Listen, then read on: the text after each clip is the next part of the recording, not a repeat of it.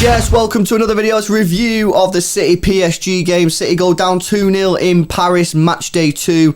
Not the result we wanted, but there are some positives we'll try and find and provide you. Before we get into it, let's set a like target. Let's go for 1,000 likes, guys. So please smash a thumbs up on the video if you do enjoy it, and make sure you do subscribe to the channel and hit the notification bell so you don't miss any of our videos. We're trying to get to 40,000 subscribers by the end of the week, so we need everyone's help. If you're not subscribed, please do so. Big thanks to Manscaped, who are today's sponsors. Manscaped have just recently released this, which is the Lawnmower 4.0, specifically designed with your balls in mind. It's got ceramic blades which are replaceable. It's waterproof. It's got a really long battery. It's got skin safe protection on it as well, which basically means it helps reduce all them like nicks and cuts you get when you shave your balls, man. 2 million men worldwide are using a lawnmower to get smooth balls. If you want to pick one up, you can get 20% off and free shipping by using code EXTRA20. That's XTRA20 at checkout at manscaped.com. All the details will be in the description. Right, I think there's only one place to start, and that is with what everyone seems to be talking about, which is Raheem Sterling. We're going to take a little bit of a different approach on this and talk about like his positioning in the team and stuff, because I don't know about you, bro. I actually thought Sterling played okay today. We'll get onto his negatives in just a second, but I thought, looking at his overall game, I thought he played I think he played all right. I'd say he played better than previous times as striker. I think his runs were good. His runs were mint. They were striker runs. You know what I mean? That's what you want to see from your striker. He was making good runs. He was dropping deep a bit to get the ball as well. Seemed to be holding off his man a few times, which usually Sterling just is trash at. So there was improvements to his striker game.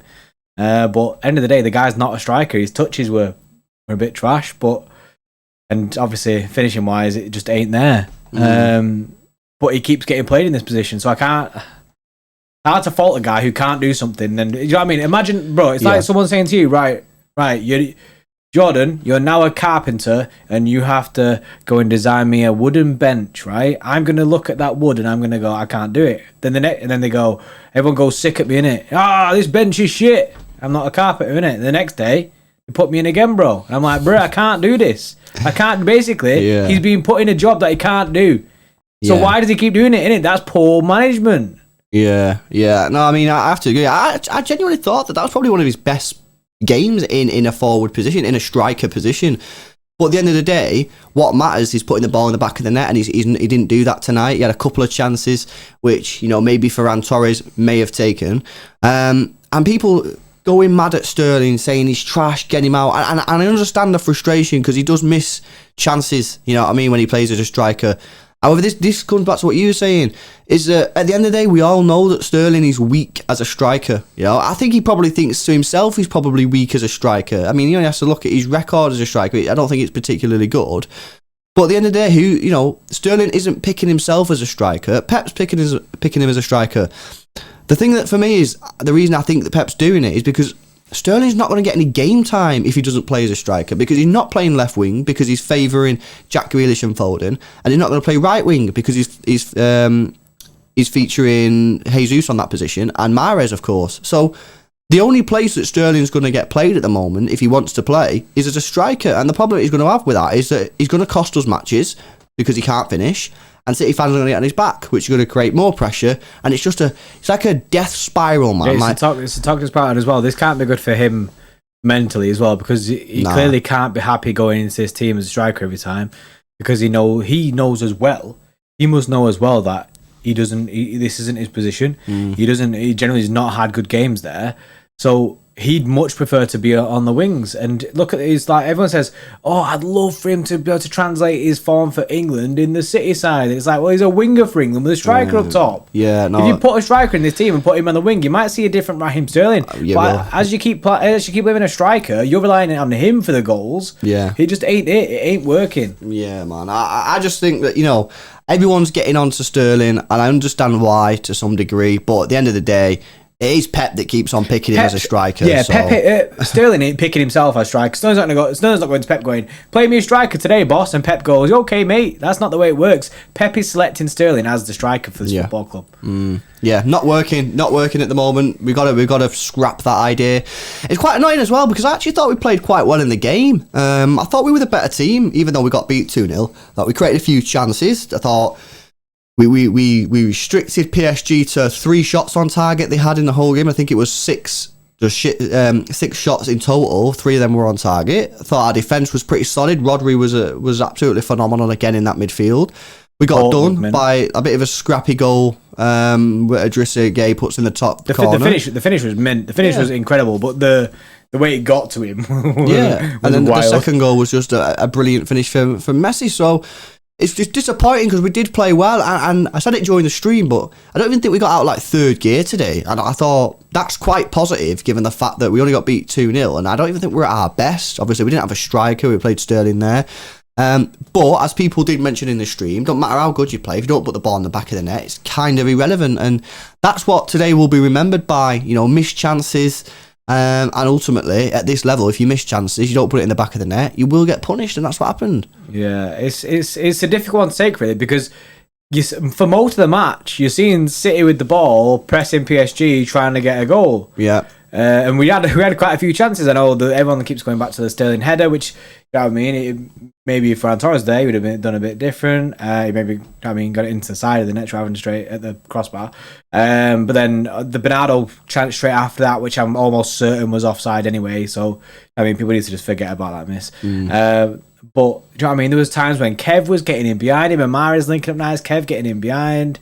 And then sometimes it'd passes to the side and it hit a PSG player, he'd go for it and it just hit the big Donnarumma.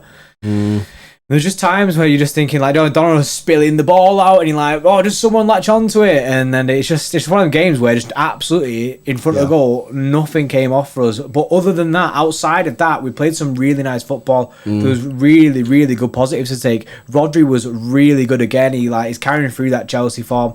The whole back line was sick. Cancelo is looking amazing. He looks like he's looking good. He's sick form. Kyle Walker as well. He's smashing it again.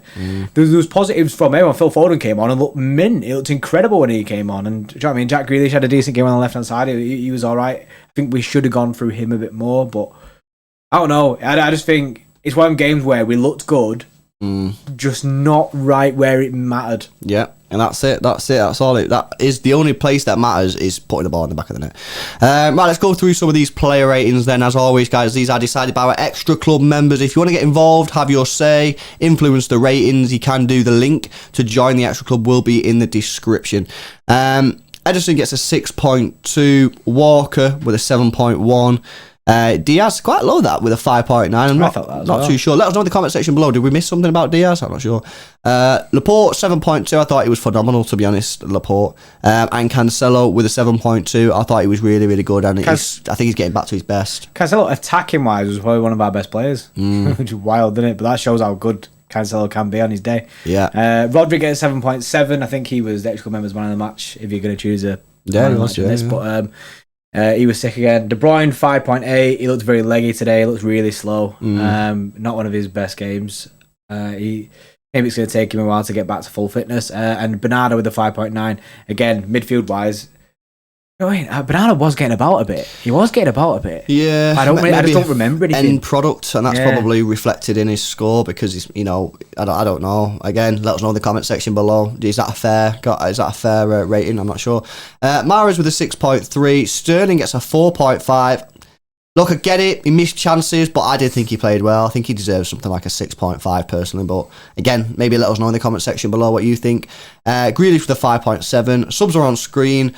Pep gets a 5.5. I've got to say, whenever Pep starts Sterling as a striker and we don't get the result, for me, the match result is on Pep because he's the one. Lies with Pep. Yeah, he's the one playing him there, and that's where the blame lies for me. But look, it is what it is. We move. We've got a big game coming up at the weekend against Liverpool, and I'm looking forward to it. We did play some good stuff, so it's not like we're going into it in proper bad form. It's just a little bit of a dip, and we've got to take it. Plenty of days rest as well. Yeah, no, absolutely. So yeah, maybe let us know your thoughts in the comment section below, guys. Go check out manscaped.com if you do want to get yourself one of these. You can get 20% off and free shipping, worldwide delivery. Use code EXTRA20, XTRA20, and you'll get that 20% off and free shipping. Smash a like on the video, subscribe to the channel if you're new, and we'll see you in the next one. See you in a bit.